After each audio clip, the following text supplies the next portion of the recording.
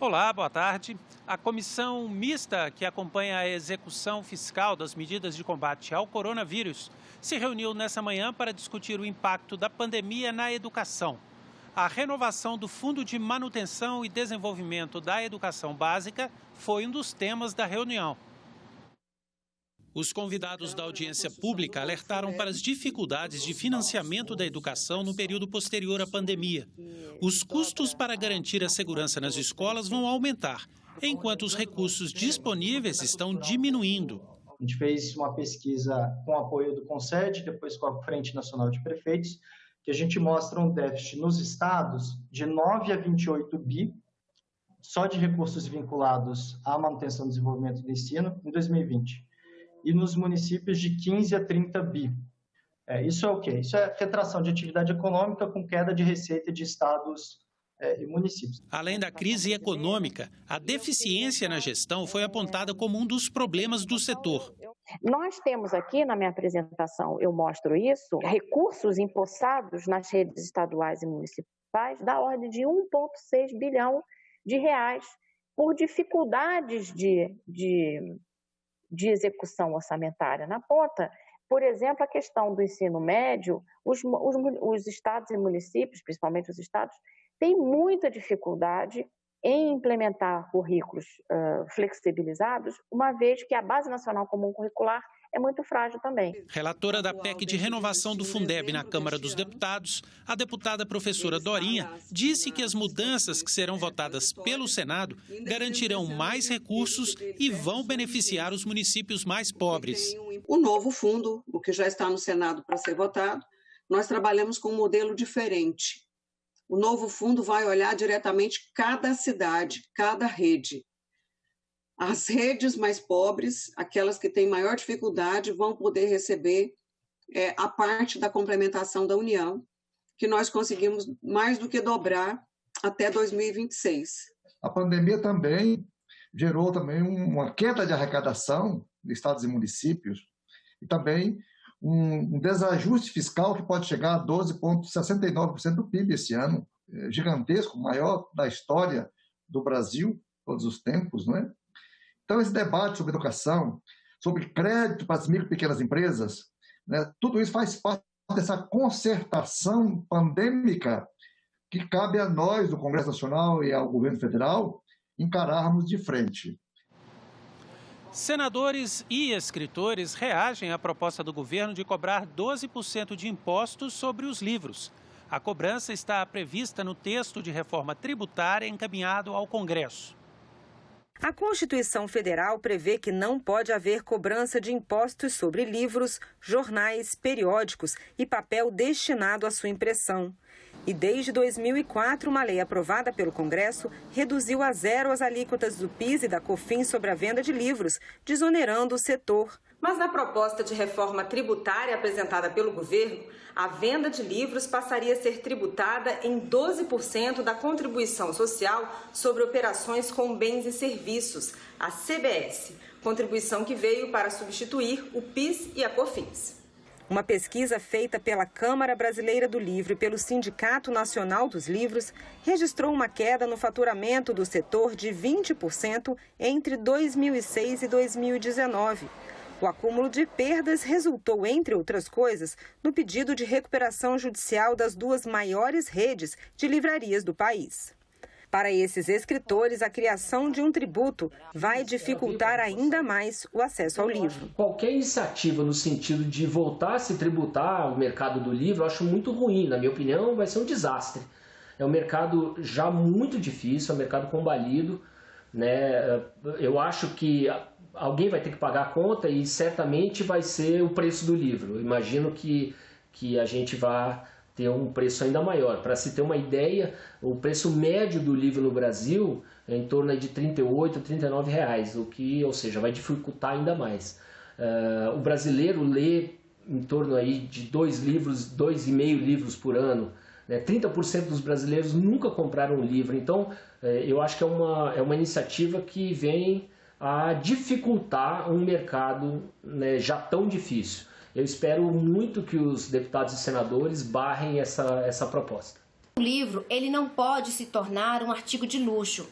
O livro, ele é um instrumento essencial para a humanidade. Ele muda mundos e realidades, ele aproxima continentes.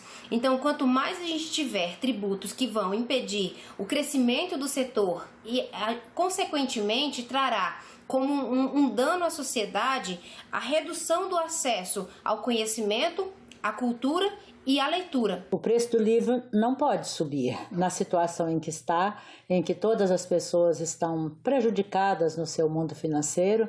Para que haja um poder de aquisição, é fundamental que o livro permaneça com o mesmo preço ou até caia de preço, para que seja mais acessível ao público em geral. Sabemos que a leitura se dá principalmente pelo acesso. Então, é muito importante que as livrarias permaneçam vivas para ajudar esse mundo a ficar de pé. O senador Jean Paul Prates vê a medida com preocupação. Tributar livros em 12% e cobrar alíquotas de apenas 5,9% de bancos, financeiras e planos de saúde é um verdadeiro absurdo. É bom lembrar que, em média, são pagos a um escritor 10% do valor do livro em direitos autorais. O governo Bolsonaro quer, portanto, embolsar 12%, mais do que o próprio autor. Ele é autor de um projeto que pretende aliviar a crise do setor editorial durante a pandemia, com medidas como a abertura de crédito especial, renegociação de dívidas e a criação de programas para a manutenção e ampliação do número de livrarias, sebos e pontos de venda no país. A situação do setor livreiro e editorial é preocupante. A crise gerada pela pandemia agravou ainda mais um quadro que já estava ruim, em função de grandes agregadores de compras online terem crescido enormemente no mercado brasileiro, no mundo inteiro, nos últimos anos, e isso afetou profundamente o negócio das livrarias tradicionais, por exemplo.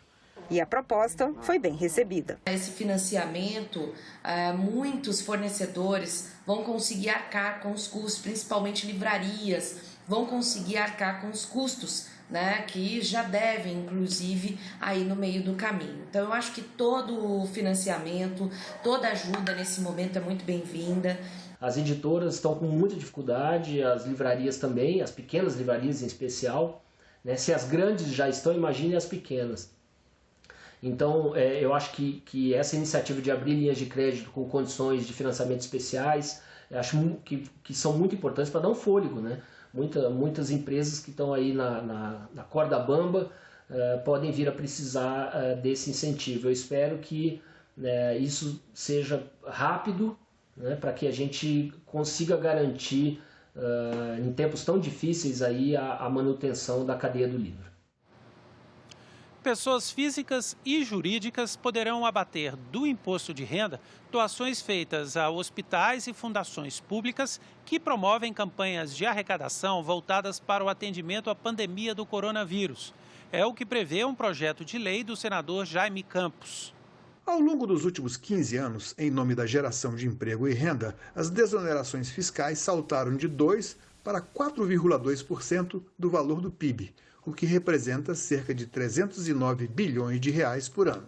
Grandes empresas e corporações foram beneficiadas. Seria necessário agora que fizéssemos uma revisão, né, dessas desonerações tributárias todas, né, uma avaliação dos resultados, né, se os resultados já foram alcançados, se não convém mais mantê-las, né? O problema é o uso indiscriminado desse instrumento, né, que pode causar distorções, né, na eficiência do sistema econômico, assim como também pode ser regressivo, né, se beneficiar a parcela da população de renda mais elevada. Na pandemia, uma enorme rede de solidariedade mobilizou o país para o fornecimento de máscaras, material de limpeza e higiene, alimentação, enfim, ajuda de todos os tipos.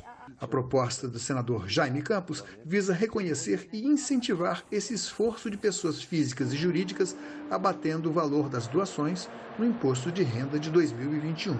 Pessoas físicas poderão abater até 6% das doações a hospitais públicos e fundos estaduais. Para pessoas jurídicas, o limite será de 4%. O senador Jaime Campos lembra que o mecanismo não é novo.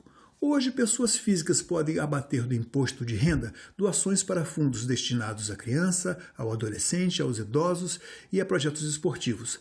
Da mesma forma, pessoas jurídicas podem fazer doações para projetos culturais e abater do imposto de renda. Só que a pandemia chegou e mudou o foco. É preciso ter solidariedade e compromisso. Meu projeto é uma medida excepcional que atende à pandemia e não cria despesa permanente. Por isso, conto com o apoio de todos os meus colegas senadores e de toda a sociedade para aprovarmos esta ideia e darmos mais esta oportunidade legal ao contribuinte que quer ajudar os hospitais e fundos de saúde de todo o país. O racismo estrutural é uma barreira para que os negros ingressem no mercado de trabalho. Pensando nisso, um projeto de lei discutido no Senado cria a política de apoio ao afroempreendedorismo. No dicionário, empreendedor é aquele que explora um ramo de negócios. O termo também serve para designar alguém que é ativo ou dinâmico. Agora, afroempreendedor não aparece no dicionário, mas a palavra ganha cada vez mais peso. Dos 118 milhões de negros no Brasil, 14 milhões têm seu próprio negócio.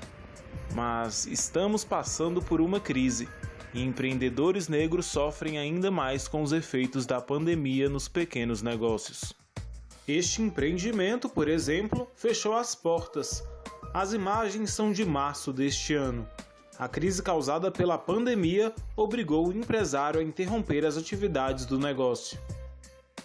Uma pesquisa do Sebrae, em parceria com a Fundação Getúlio Vargas, entrevistou 7.403 empresários em junho e constatou que 70% dos negócios conduzidos por negros estão em municípios que tiveram fechamento parcial ou total dos estabelecimentos, enquanto 60% dos negócios liderados por brancos atuam em locais com restrições. A amostragem também identificou que, enquanto 48% dos empreendedores brancos já vendiam com auxílio da internet antes da pandemia, esse índice cai para 45% entre empreendedores negros. Veio a pandemia, que afetou bastante, nossa circulação por feiras e eventos. E aí fomos muito mais fortes no mercado de redes sociais. O primeiro e o segundo mês, não pensamos em venda. Pensamos sim em passar um conteúdo, em contar um pouquinho de nossa história como marca, para ter os olhares, aproveitando que essa oportunidade que as pessoas estavam mais conectadas. Nós usamos o Instagram, nós usamos o Facebook, nós usamos o WhatsApp. E assim, nós conseguimos chegar no nosso público e alcançar um público ainda maior através dessas redes sociais. E as vendas, sim, continuaram e continuam. Começamos a fazer lives, a loja fechada. O que eu fiz? Trouxe os produtos para casa, fiz o estoque aqui em casa e comecei a direcionar as vendas para os meus clientes. E essas vendas online tiveram um crescimento absurdamente, muito, muito bom de vendas. Um mapeamento inédito de 2019 realizado pela aceleradora de empresários negros Preta Hub, em parceria com o plano CDE e JP Morgan, mostra que a população negra tem dificuldades de acesso ao crédito e de abrir o próprio negócio. Embora os empreendedores negros movimentem a quantia anual de 1,7 trilhão ao ano, 32% deles já tiveram um ou mais pedidos de crédito recusado por bancos, sem que fossem apresentadas justificativas. As dificuldades do empreendedor negro, ela é estruturante, ela é sistêmica e vem desse nosso ponto de partida, do processo de escravidão até a abolição. Então, acesso a crédito, educação empreendedora, letramento digital, acesso a maquinário, tecnologia. A população negra conseguiu avançar muito, não é à toa que a maioria empreendedora no país, na categoria microempreendedor, os dados do Sebrae traz isso, a própria Feira Preta aplicando pesquisas mostra isso, só que com muita dificuldade. Para promover e fortalecer iniciativas lideradas por negros, foi apresentado pelo senador Teomário Mota o projeto que cria a política de apoio ao afroempreendedorismo. Eu sempre lutei contra a desigualdade racial. Então, eu acredito que esse projeto, que instituirá a Política Nacional de Apoio ao Afroempreendedorismo, estabelecerá um marco histórico para a transformação de vida econômica, social e cultural dos 118 milhões de afro-brasileiros. Essa lei ela é fundamental para a gente corrigir problemas históricos na economia nacional. Corrigir problemas históricos relacionados à extrema desigualdade que foi promovida não por falta de competência da população negra, ao contrário, mas por falta de políticas públicas que também colocassem essas pessoas em condições de poder disputar um espaço, um lugar ao sol e contribuir para o desenvolvimento nacional. Tem sim que existir muito mais projetos como esse e outros voltados à parte financeira, à parte administrativa, à parte de negócios. Isso vai ajudar bastante nós afroempreendedores de sair do pequeno para ser grande.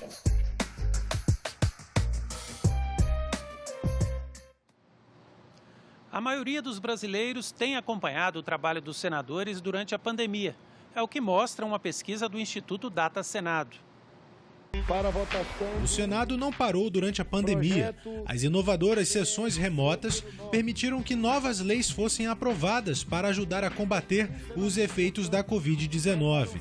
Para avaliar esse trabalho, o Instituto de Pesquisas do Senado entrevistou por telefone, entre os dias 24 e 28 de julho, 2.400 brasileiros com 16 anos ou mais de idade. 56% deles disseram que têm acompanhado a atuação do Senado.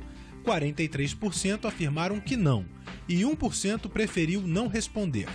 Ao analisar a qualidade da atuação, 14% dos entrevistados dizem que ela é ótima, 31% a consideram boa, 35% regular, 7% ruim e 11% péssima. 2% não quiseram opinar. Uma das formas de acompanhar as decisões do Senado é consultar os meios de comunicação oficiais do órgão, que, aliás, tiveram um aumento de audiência durante a pandemia. O canal da TV Senado no YouTube já ultrapassou os 600 mil inscritos. Desde que a pandemia começou, foram cerca de 100 mil novas inscrições. O alcance da Rádio Senado também cresceu. Desde março, 285 novas emissoras passaram a transmitir conteúdos produzidos pela equipe da rádio. Ao todo, são 3.286 estações que usam o serviço. Já a Agência Senado, que produz reportagens e fotografias para o portal do Senado, registrou a marca de 12,8 milhões de usuários, mais que o dobro em relação ao mesmo período do ano passado. E nos perfis institucionais do Senado nas redes sociais, o maior destaque foi o Twitter, que ganhou cerca de 125 mil seguidores e está chegando à marca de 1 milhão. No Instagram, o salto foi de quase 230 mil novos seguidores. Agora o perfil tem mais de 1 milhão e 600 mil.